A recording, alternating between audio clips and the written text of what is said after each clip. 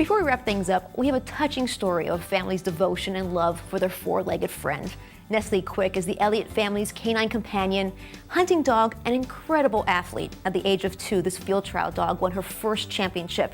On this week's Tail End segment, a family's journey to saving their dog's leg. Amazing thing is the toughness of these all dogs and animals. She was running down a line wide open at 8 to 10 miles an hour, I would guess, and spun to go on point, if you've ever seen a dog on point. And when she planted her left leg and spun to the right, she broke her left leg in half. When you listen to John Elliot reflect back to the day when his English setter Nestle Quick got injured during a field trial competition, you cannot help but get choked up. She stood there on point perfectly. I went in and flushed the bird, and as I was walking back to her, it was just obvious her leg was literally flapping in the breeze.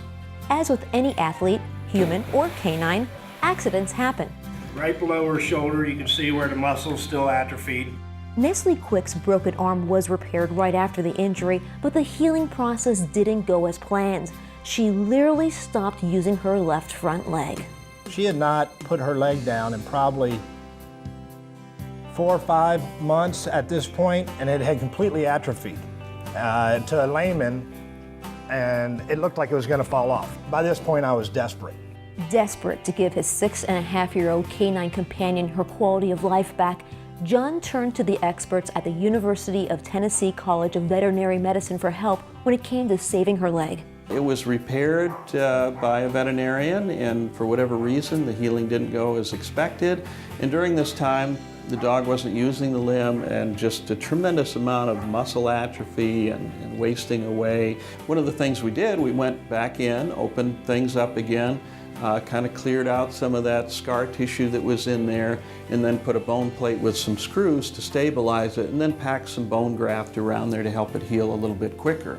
So the mechanical part was one part of the equation. We were able to stabilize the bone and get it to heal, or at least give it a start on healing. But the other component in the equation is the biological factor, and that is trying to build the muscle mass back, regain the joint motion, and really make her function normally on the leg again. 20 months and 5 surgeries later, Nestle Quick's physical therapy is being taken up a major notch when it comes to her athletic conditioning, all in hopes of giving her that competitive edge back. The underwater treadmill allows them to exercise in an environment that they don't have to put as much force on the feet, because the water helps to support them and hold them up just like it would if you were swimming. And the water also provides resistance to movement, so we've got the start with muscle strengthening.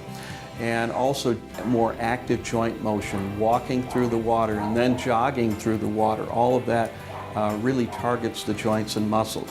Interest in the field of canine rehabilitation started to grow in the United States in the early 1990s.